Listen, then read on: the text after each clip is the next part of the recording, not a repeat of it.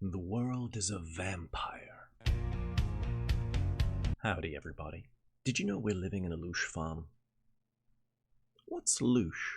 Who's Robert Monroe? Why do esoteric guys always have their names starting with Robert? So, Robert Monroe is a gigachad of astral projecting, and in his book Far Journeys, he talks about an experience where he discovers or uncovers or downloads a bunch of secret knowledge, stating that the Earth is a farm, and that humans are kind of like cattle for higher beings, and that we're milked. Humans themselves create a type of energy or emit a type of energy, which some people connect to trauma, but it's not necessarily that. Nonetheless, the energy that humans emit, either through their lives or through moments of intense emotional turmoil or at the point of death, has the name louch, and it is farmed by archons. That's right, the Matrix is real, except it's not bioelectricity. People really grabbed onto this louch concept. People like David Icke and a lot of people in the New Age scene have really come to this, that, you know, we're on a prison planet. There are these archons or jailers, and we need a jailbreak, bro. We all need to awaken, bro.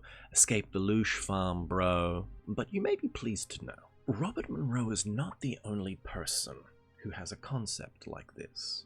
In fact, these ideas are well known in the Western esoteric tradition. Specifically, the clearest ideas come from George Ivanovich Gurdjieff. So let me give you the real download, the real story on louch, or as it's actually called, Askokin. So for people who know a little bit about Gurdjieff, you've probably heard the idea of humans are food for the moon. Basically, the idea is, in Gurdjieff's cosmology, when humans die, their souls are magnetically attracted to the moon and the moon eats them, whereas people who do the work and create solar or existential astral bodies, or coat their astral bodies and make them stronger, are able to resist this pull and perpetuate themselves immortally. This is the idea as it's usually said, but that's not actually what Gurdjieff says. What Gurdjieff says is that there is this substance called Askokin, and that everything in the universe is in a state of reciprocal nourishment, which he calls the troughout principle. It's a Gurdjieff word, just go with it. Nonetheless, the universe being in a state of reciprocal nourishment, where everything feeds off everything else, means that there's a fine balance that needs to be kept in the universe. And so that there are beings, basically maintenance guys, that upkeep the universe. These are the archons or angels in Gurdjieff's cosmology, and funnily enough, he actually doesn't see them as good or evil. They're just relative. They just do their job. They don't necessarily understand humans, but they are technically higher beings. But that doesn't mean they know everything. So let's go into this. In Gurdjieff's cosmology, all planets are beings. They're existences. They all breathe, they all live, and they all have their own sustenance. The sustenance that planets eat? Cosmic rays. So when all of the rays of the universe hit the Earth digests these cosmic rays. How does the Earth digest them? Through nature. That thin green film around the surface of the Earth acts as a sort of stomach, and we are a part of that nature. So humans fundamentally are antennas for cosmic energy. We absorb cosmic energy, we are factories that refine it, and then we emit it. Askokin or louch being the energy that we naturally emit. Here's the problem. According to Gurdjieff, sometime in Atlantis, either early Atlantis or even maybe pre-Atlantis, humans figured out that all they were basically receptors for cosmic energy. They basically figured out they were in a louch farm like we did nowadays. But they found out on a civilization level. It said that all of humans gained objective consciousness. You know how like New Age hippies say we're all gonna awaken? Basically that kind of happened naturally at some point in or pre-Atlantis. But the effect is the humans didn't actually comprehend everything about the universe, because there is a greater truth on top of this whole louch Askokin argument, which I'll get to. But fundamentally, in understanding that they were basically farm animals being juiced, humans became kind of depressed, and it's said that they committed mass unaliving. What's going to happen? when they do this, what's going to happen is they're all going to die, there's not going to be any more humans, and it's going to knock off the balance. So because Askokin is the substance that the moon eats to maintain its orbit, if the moon doesn't get enough Askokin or too much Askokin, it'll actually alter the moon's orbit. The moon being a giant heavenly body with a gravitational pull, this will create chaos if it flings off into the universe and affect all kinds of trans-infinite mathematical calculations, blah blah blah blah. Basically, big problem, and the heavenly hierarchy gotta fix it. So what they do, according to Gurdjieff, is they descend and place into humanity a new organ. They basically manipulate the DNA of humanity. And what this organ does is it hypnotizes them on a level and makes them, some people say it hypnotizes them and makes them kind of love nature. But the end result of the organ is it actually bifurcated the human consciousness. So as we are now, we have a consciousness and a subconsciousness. Humans before this didn't have that.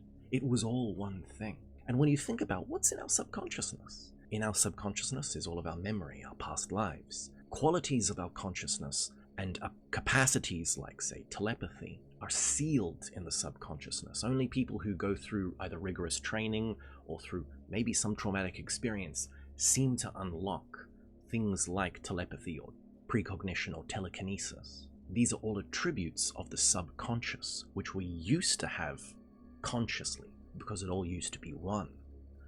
But because of the boys upstairs, our consciousness bifurcated. So we just have a little consciousness and a huge subconscious. This is the effect of that organ, known as the Kunda buffer, which remnant still remains within us at the base of the spine. This is why when some Easterners talk about the Kundalini, they actually talk about the Kundalini in a negative sense. Nowadays in the New Age slop scene, everyone just goes, oh, Kundalini, divine feminine, oh. But the Kundalini can actually hypnotize you if you're not ready for it. But now, why is this important? This is important because of all human suffering since Atlantis is basically because we've been tampered with. You could say it's like the fall of man. But instead of it being our fault or Eve's fault because she ate an apple or, because someone was too curious, it's actually the angel's fault. This is what makes Gurdjieff's system unique, because the person who f***ed up, it wasn't God, capital G, and it wasn't the humans, it was actually the angels. The angels messed up. It's their fault that we're like this. And what happened? Did it even help? The problem is it actually didn't help. You see, because humans became so unconscious and started becoming more egoic, we gain all of these perversions, pride, greed, envy. These things hypnotize us. We become identified, and because of this, we cease to transform energy how we used to. So the Askokin isn't properly released anyway. So what happens is other things need to be triggered. So now you need to increase the population of humans, so humans spread across the face of the earth. But it's still not enough. Well, what's one of the moments in time when Askokin is released the most? It's released in times of trauma and also at death. So, wars. Basically, wars are provoked, according to Gurdjieff, not always because they're from human interaction or because of a dark boardroom of men in suits deciding it.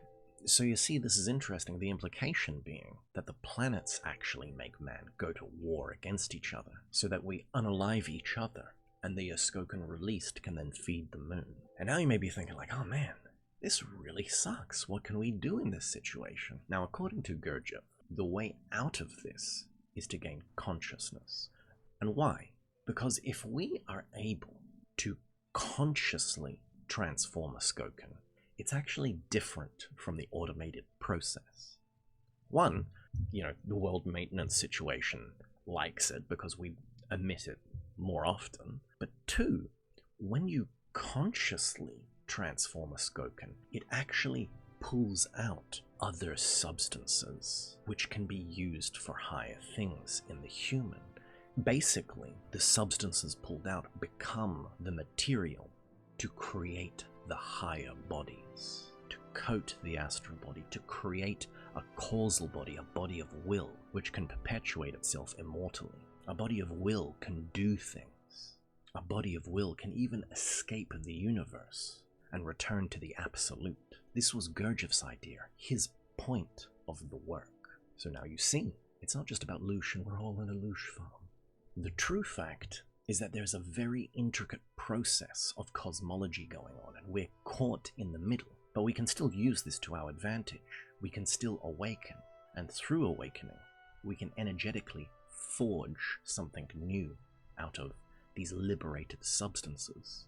And this new thing that's created can then become a vehicle for our consciousness to not only survive death, to not only escape being devoured by the moon, but to ascend the ray of creation and return to the absolute. If you want to learn more about this kind of stuff, you can always read Beelzebub's Tales to his grandson, the main work of Gurdjieff. It is a tough read, so for those who are willing, I have read through the entire book on stream for you. If this text becomes a bit dry or too obtruse, consider finding the chapter in the playlist and read along. I promise I only go off on tangents sometimes. Anyway, I also have a Substack and Twitter. Follow me there for more. Bye bye.